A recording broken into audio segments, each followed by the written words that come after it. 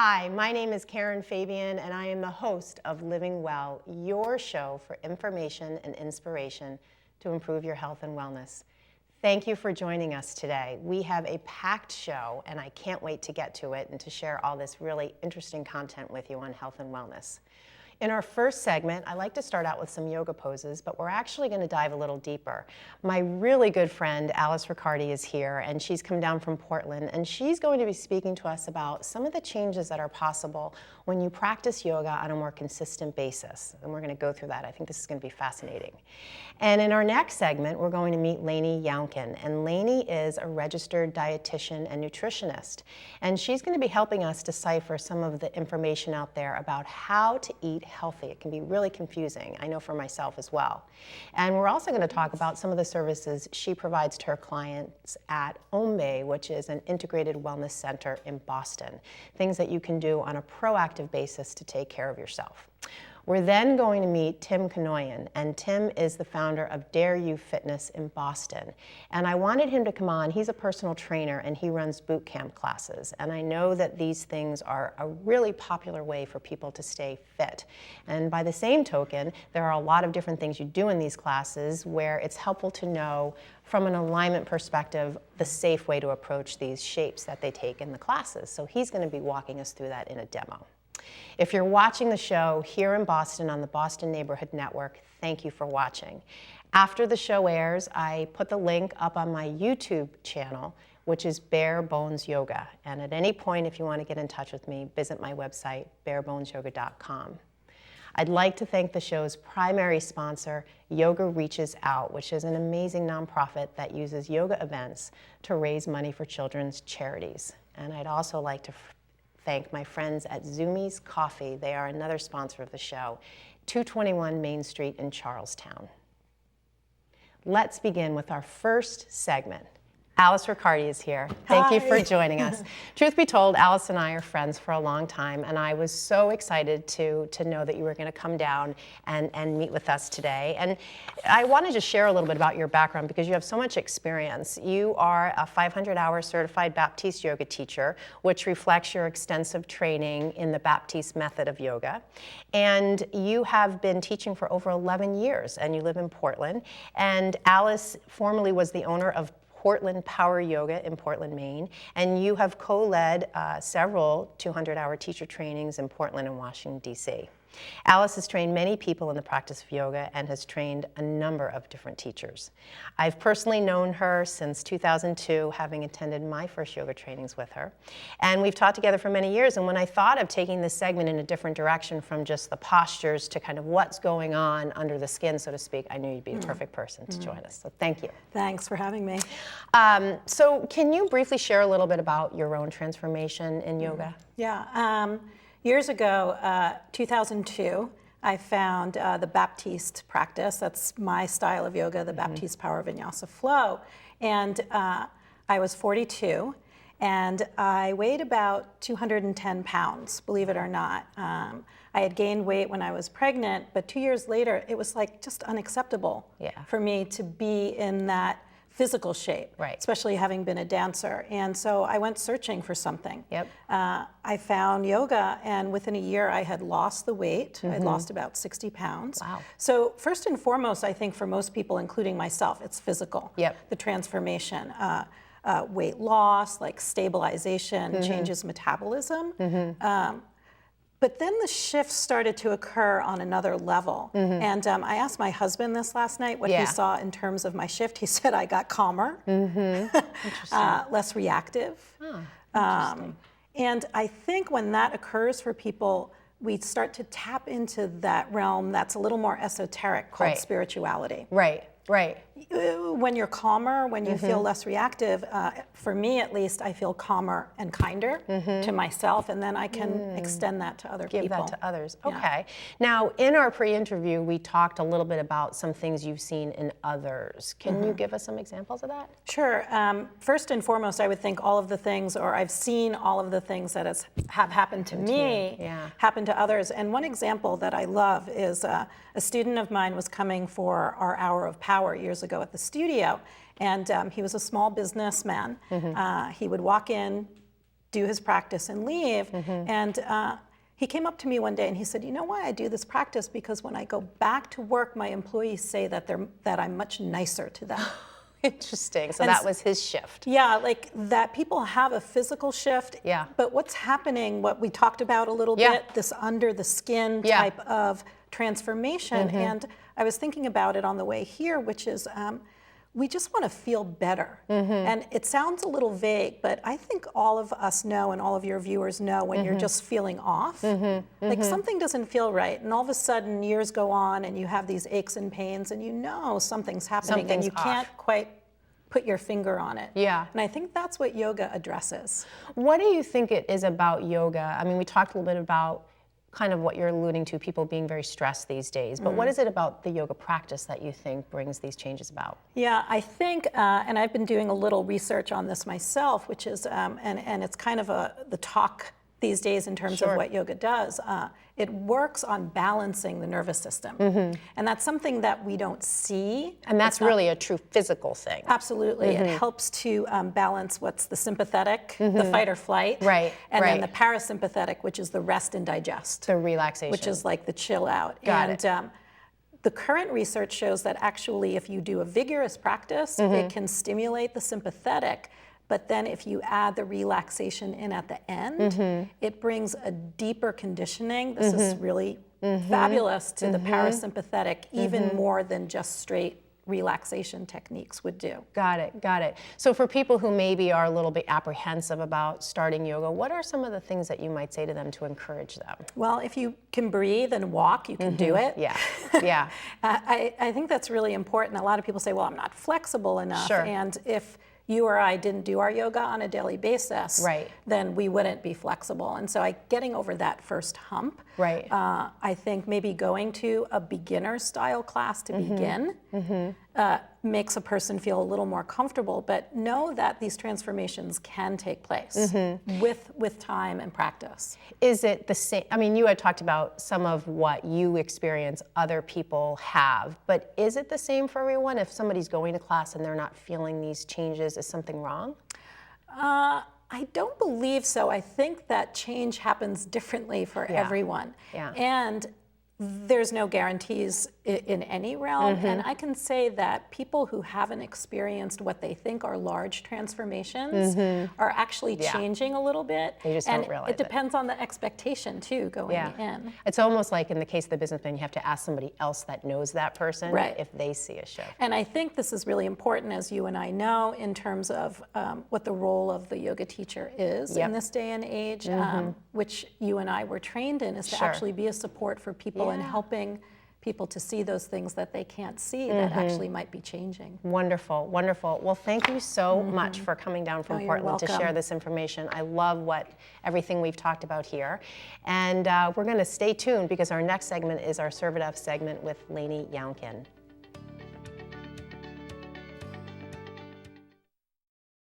How can I help my daughter with her reading? Searching for help with Dachshund reading. No. Let me try. Sarah's bright, but when she's reading, she has trouble sounding out words. Playing world music. What? I give up. Wait, I was trying to show you how Sarah feels every day. Frustrating, isn't it? Redirecting to understood.org. Join parents and experts at understood.org, a free online resource about learning and attention issues to help your child thrive. Hi, and welcome back. On our Serve It Up segments, I like to share different aspects of nutrition from the perspective of, how can we kind of keep healthy in terms of what we're eating. And so today we're going to be meeting Lainey Younkin. Lainey is a registered dietitian and a nutritionist, and she has earned her Bachelor of Science in Food Science, Nutrition, and Dietetics with a minor in psychology from Clemson University. She completed her dietetics training at Mass General, where she worked with patients with a variety of conditions. She has her Master's of Science in Nutrition Communication from the Tufts Friedman School of Nutrition Science and Policy and leads workshops and trainings. She's on staff at Ombe in Boston, an integrated wellness center on Boylston Street. Welcome, Lainey. Thanks for being with us. Thanks so much for having me. I wanted you to come on because I know it's so confusing for people out there to figure out kind of what to eat and who to consult for things like this. So let's just start out with some basic definitions. There are so many people out out there between bloggers and people on television and the media who are contributing to the conversation about food. So let's talk a little bit about the different backgrounds of people. Definitely, it's really confusing. There's a lot out there about nutrition. Yeah. When it comes to nutrition professionals, they really break down into two categories, nutritionists and dietitians. Okay. Nutritionist is a very broad term. So it can apply to somebody who has little to no nutrition knowledge up to somebody who's taken a few courses in nutrition and anywhere in between. So you want to do your digging when you're looking for a nutritionist, because you're not going to always get the same thing. You really want to find out what their background is. The dietitian, on the other hand, we all have standardized training. So we have to have a university degree in nutrition science. We have to complete a 1-year internship that's supervised in the hospital setting and take a national exam and keep up with continuing education. So that's almost more like a clinical approach to nutrition. Yes, exactly. In fact, we're kind of the only nutrition professionals that have the medical and clinical training. So people can come see us still for health and wellness, for weight loss, but you never know what's going to walk in the door. Someone might come that has high cholesterol, high blood pressure. Dietitians are trained to help those individuals. Okay, awesome. So now that we've talked a little bit about the different specialists, at Ombe or even in other settings, tell us a little bit about what you do with clients, not only clients who might come to you because they're not well, but clients that come to you because they are well and they want to stay well. Exactly. So you can come because you have an issue or you want to prevent an issue. My work really breaks down into nutrition communications, individual work, and corporate work. So in the corporate setting, I'm doing more like programs, weight loss programs, or group work. So companies, corporate meetings. Exactly. Yeah. So different companies will do a lot now for their employees. I might come in and do a lunch and learn on how to read nutrition labels. Oh, wonderful. Or something like that. Yeah. And then individually, when people come to me, I'm helping them with a wide range of issues. So people come for weight loss, food allergies, pre and postnatal nutrition, or with help to lower their cholesterol or blood pressure, like I mentioned. So there's like a whole bunch of reasons that you could be seeing someone. Definitely. So when we were talking in the pre-interview, you had mentioned you have different tools that you use when you work with people. What are some of those? Yeah, definitely. So I do grocery store tours and pantry makeovers, where I'd actually go into your house and we'd rummage through and sort of get rid of the junk and figure out what to replace it with. And then I use a lot of virtual tools. So I see people in person, but also virtually. And there are two apps I use, one called Rise and one called Well. And on the phone? Yes, on your phone, and they're on the computer too. These have been game changers for weight loss, because it's not always that people have a lack of nutrition education when it comes to weight loss, but they need someone to keep them accountable. So they need someone seeing what they're doing. So these two apps, Rise and Well, actually have the functionality where people can take pictures of their food and send it to me every day. And then I can literally be seeing what they're eating every day. Interesting. Yeah, so you keep in touch with them that way. Yes. I know healthy body image is more and more prevalent in terms of just the awareness around it. Do you see people, both men and women, that have concerns about this? Absolutely. I think everybody struggles with their body image, or if they don't now, they have in the past, and both men and women alike. And it's very related to food. But the approach I take is different with everyone. Some people, it might just be so basic as to work on non-scale victories. So what have we accomplished this week that does not involve the number on the scale, right? That's great, Other people are more complex, and in those cases, I make sure that a therapist or another medical professional is involved, because at the end of the day, the root issue is not food. Right, so then you're part of a team working with that person. Exactly. I know we talked a little bit about just in general how to eat a healthy meal and what are some of the components of that. What is there? Definitely. I would just say to take it back to basics and don't get caught up in the trends. Trends are trends because they're either A, not true or scientifically based, backed, or there's not enough scientific evidence yet to be recommending it to the general public. What we do have enough scientific evidence for is eating a lot of vegetables. And it sounds simple. So this is the plant strong thing we say. We have the most evidence around that, and we are doing better in the United States with eating our vegetables, but we can do even better. So my challenge for everybody is to make half of your plate vegetables at lunch and dinner. And it doesn't mean you have to divide your plate into having vegetables, starch, and grain, you know, and protein all separate. But you can have a mixed meal as long as you have twice the amount of vegetables to everything else. Got it. Great. Well, thank you so much for coming on. This has really demystified it a lot for me, and I'm sure for our viewers as well. Awesome. Thank you so much for having me. Sure. So stay tuned, because our next segment's coming up, and we're going to ask the expert about boot camp fitness. When I was 6, my days were spent playing basketball. When I was 6, my dream was to make it to the NBA. When I was 6, my mom had a stroke. I'm Paul George, and I want you to spot a stroke fast. F, face drooping. A, arm weakness. S, speech difficulty. T, time to call 911. Protect the ones you love. Spot a stroke fast. Hi, and welcome back. We're in an extended Ask the Expert segment today, and we're here to talk a little bit about boot camp fitness. I'd like to introduce you to Tim Khanoyan. Hi, Tim. How you doing? Thanks for having me. Sure. Tim is the founder of Dare You Fitness. Dare You Fitness is a Boston-based company, and he was drawn to fitness and personal training through his love of dance and being fascinated by human movement. He has worked as a personal trainer at Equinox, developing a style of training that stems from his belief that training should be functional and we should train movements, not muscles.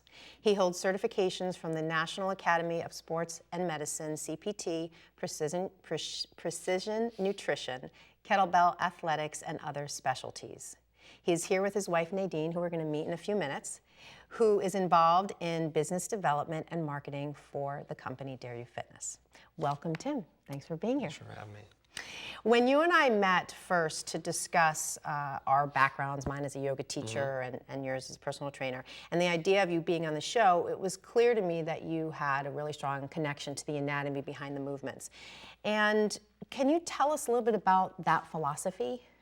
Yeah, absolutely. So whenever I train any client or any athlete in a boot camp, you know, my core beliefs are that we should be training, like you said, movements, not muscles. Okay. And, you know, I don't really go towards the bodybuilding aspect of training as much. I'm more focused on functional lifts. So if we're doing, you know, whether it be push-ups or pull-ups or squats or even deadlifts are a lift to me that's functional, but things that, you know, maybe it's suspension training, maybe it's kettlebells, maybe things like that.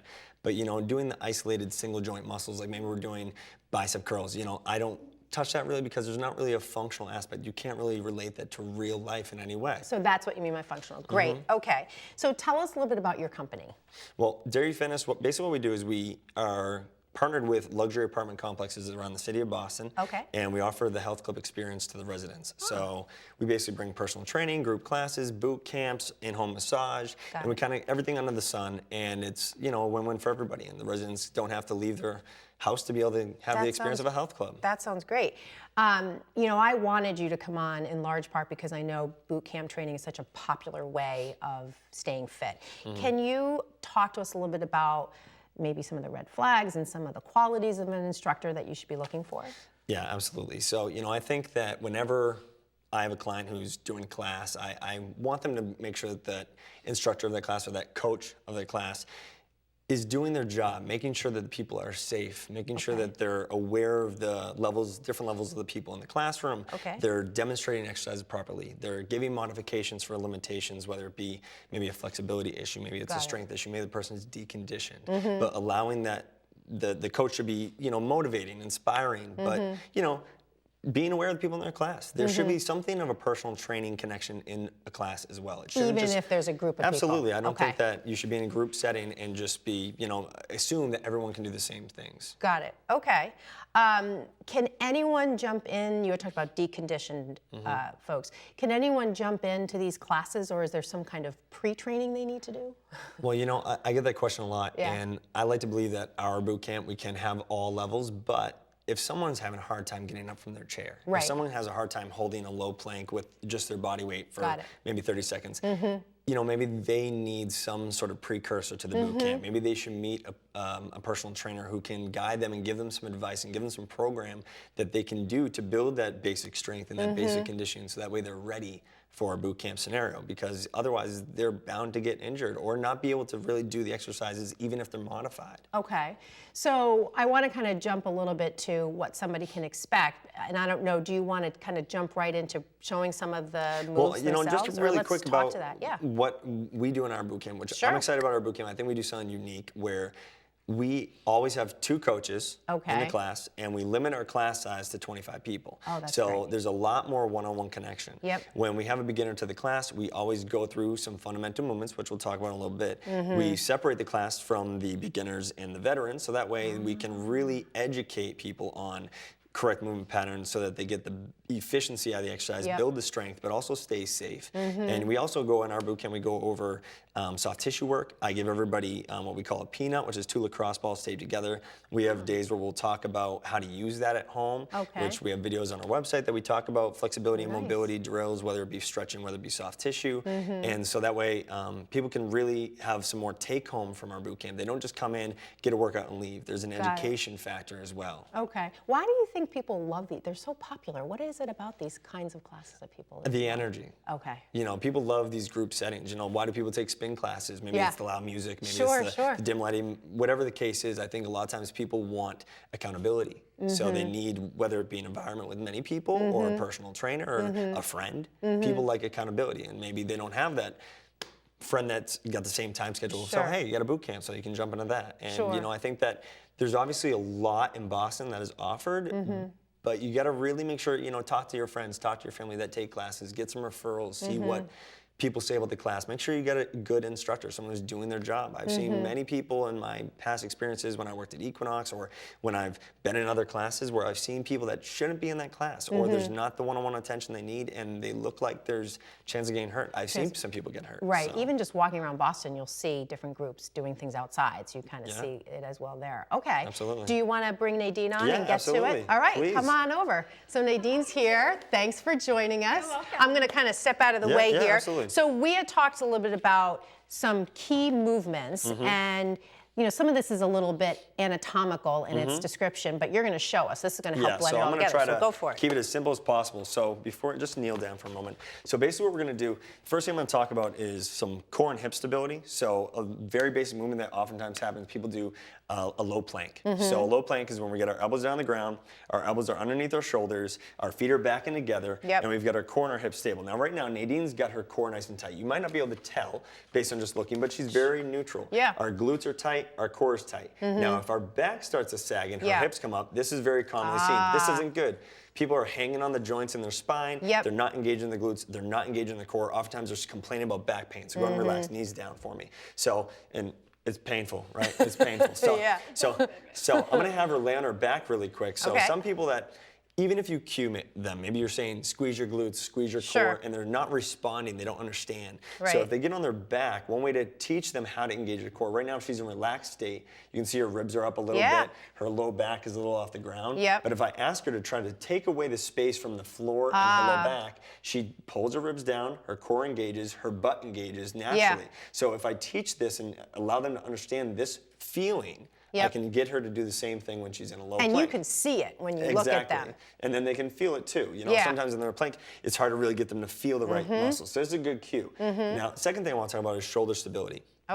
Sometimes when people are doing, whether it's a row motion with weight, maybe they're doing a push-up, some sort of press, they let their scap kind of fall over the place. And scapula is? Scapula being the kind of chicken wing on the back of our spine. So when Nadine, I'm going to have her pick up her other arm. So just to show what scapular stability would be, right now the shoulder's flush with the ground and it's nice and tight. If she was to let her arm fall forward, this would be loose. So I want, when she's got her shoulder down, what I'm going to do to try to educate and train her to keep that stability is I'm going to stand like a partner exercise, pull gently on her arm, and as I do that, she's not letting her shoulder come up. So she's feeling tension, she understands keeping flush to the ground, still engaging the same core stability we learned, and now being stable. Obviously, if you're strong enough to lift your partner and she can hold that stability, well then now you really know she's ready to be able to hold some resistance in her hand without falling forward with her arms. So that's to protect the joint, basically. So she's not flopping her arm. Exactly. So we're protecting the joint. We're going to get more power when we get stability using our core, our hips, our shoulders, being able to get more power into the pressing motion or pulling motion. So what I'm going to have her do now is stand on up. One other technique that I like to train with the mini band in a pressing motion to be able to get that same type of feeling with the scap and understanding. I'm going to turn this way. I'm going to have her take the mini band, slide it up over her arm so it's on the back of her shoulder.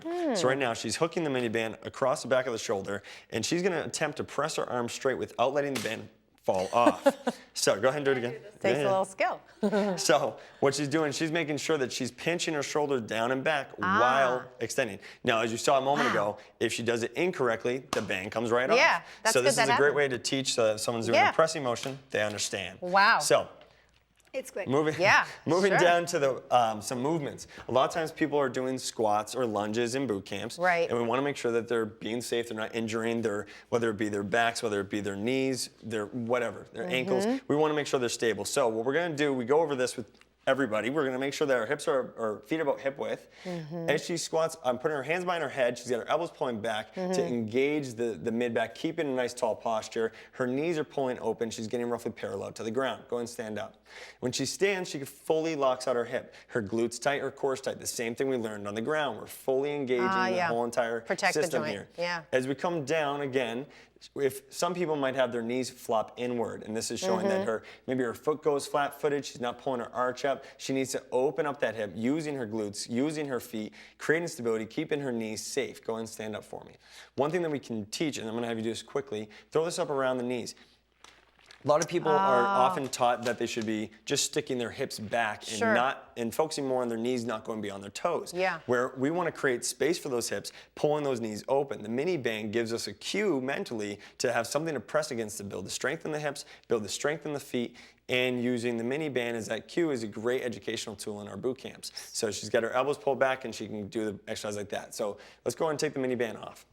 Really starts from the ground, right? Exactly. So, you know, that's a perfect way to look at it. I like to think of that a lot, is everything starts from the ground up. So, you know, her feet, and, you know, just a quick tip, a lot of people tend to let their ankle kind of flop in. Maybe they're going flat-footed. No arch. And, you know, if the arch is flopping in, then her knee rolls in. Then it affects her hip. That might affect her back, you know, the whole way up. So if we can get this right, then things upstream are going to start to look better too. So last thing I want to talk about is a lunge position or a split squat. A lot of times people might be doing a dynamic movement, whether it be reverse or forward, etc.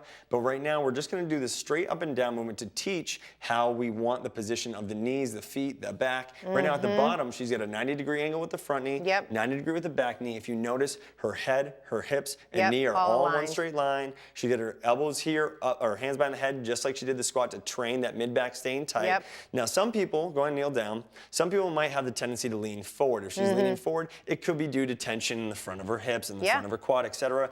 And so that's something that maybe she might be doing on her own time as homework, but the coach should be able to see that, pinpoint it, give that type of advice. Give the feedback, With the knees, same thing in the squat. Maybe she's caving in her front leg, which is the same issue here. We get a flat foot, maybe we're going to put extra pressure on the knee, which we don't want, and the glute's not working as hard. So we want to have a little bit more of an open knee as we're standing up, nice high arch, presses up, squeezes the glutes, all the same things you learned in the other positions, squeezing the core, squeezing the glutes, keeping stable through your whole entire body as a whole. That's great. That's great. So many correlations with yoga shapes. You know, all of the alignment you're talking about. I love it. That is fabulous. Wow. Well, I got to come to one of your boot camp classes. That's obvious. That is obvious. I would love to. Well, thank you, Nadine and Tim, Dare You Fitness. Thank you so much for coming. This has been such a great service. I'm Thanks so for glad having to us. share the information. All right. Awesome. Thank you. Thank you for watching, and stay tuned. We've got a wrap up at the end of the show.